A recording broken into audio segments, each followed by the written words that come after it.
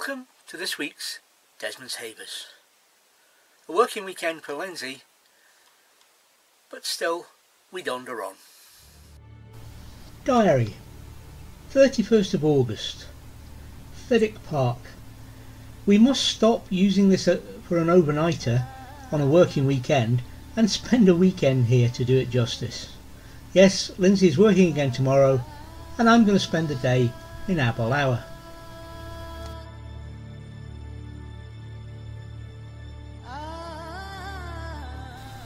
The 1st of September 2018, Arndilly Woods.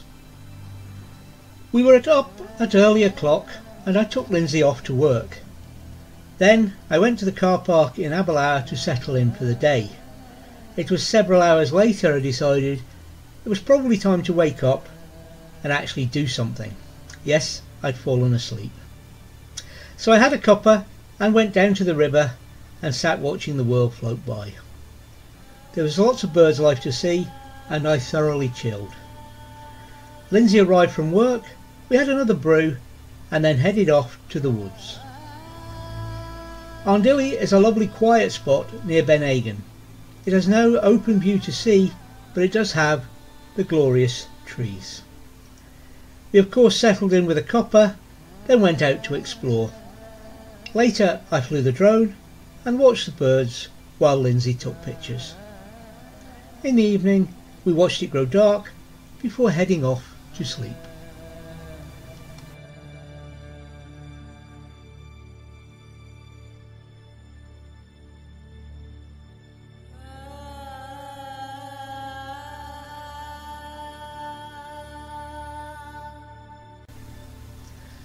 September 2018.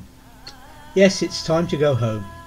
However, not until we'd had a chilled morning at the spot. I spent that on HF and VHF. I heard the local news but struggled to get into the net. We relaxed and listened to some of the test match, during which we had a visit from a speckled wood. And then, all too soon, time to leave.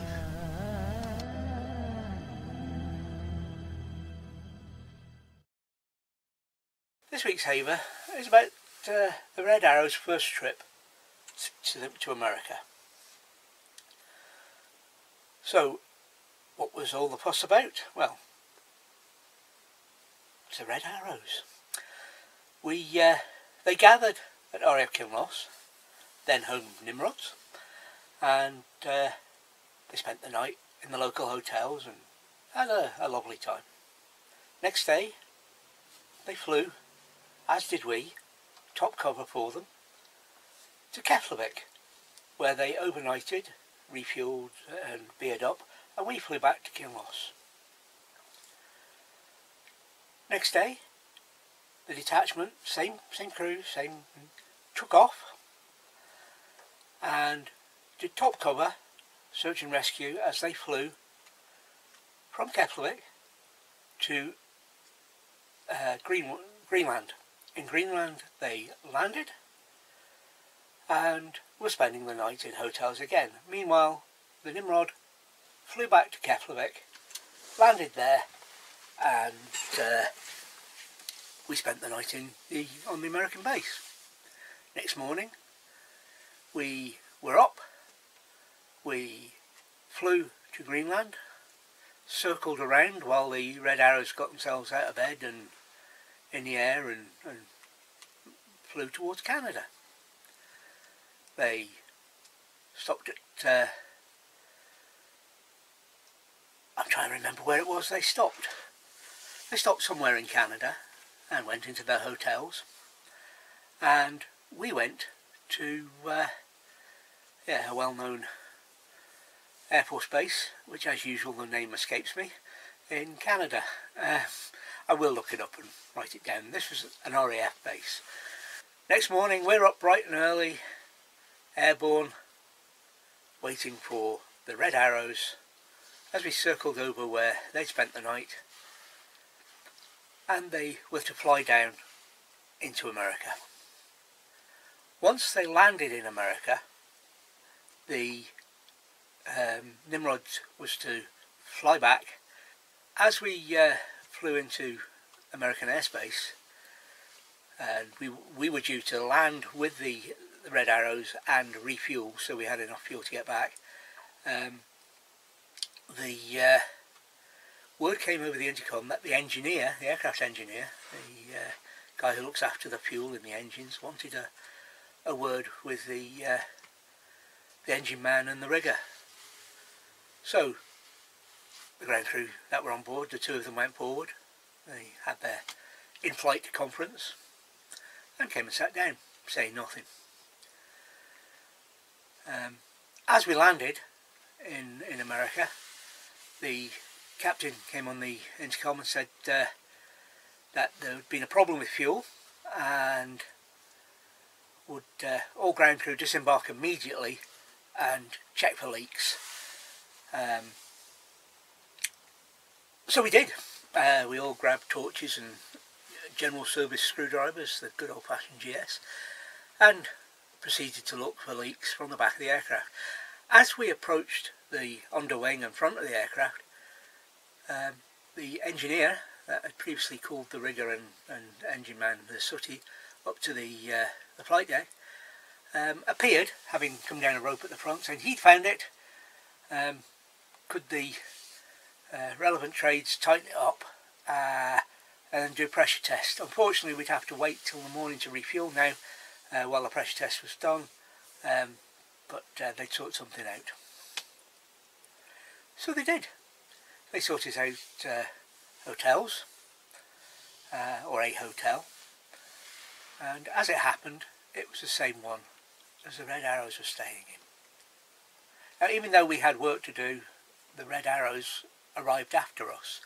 We went down the hotel, we had a meal paid for and rooms provided. We didn't really have kit to get all spruced up, etc., but we were out of uniform and in civvies, and the hotel looked after us well, as did the American Express card of the captain of the aircraft. Alright, it was paid for by government sources, but it was effectively his. He'd signed for it. The trouble with those cards is you can't buy beer on them, or you can't buy alcohol on them. You can only buy food in emergencies, and soft drinks, coffees, teas, that kind of thing. But having done a deal with the hotel, we ate lots of ice cream that night. An awful lot of ice cream that night. Served in glasses, and yeah, you get the idea. So, we're just finishing up our meal. Who should arrive? Resplendent, just arrived from their reception by the American Air Force or Embassy or whatever, which of course scruffy old Nimrod didn't get invited to. But there they were, resplendent in their blue flying suits and red flying suits, with their matching luggage. There they were in the lobby, and disappearing in to be wined and dined and looked after. But before they left, we zapped each one of them with RAF Future Pilots zaps. Now, normally the brevet goes there, and yes, we stuck one there, but while sticking one there, our oppos were getting one on their back as well.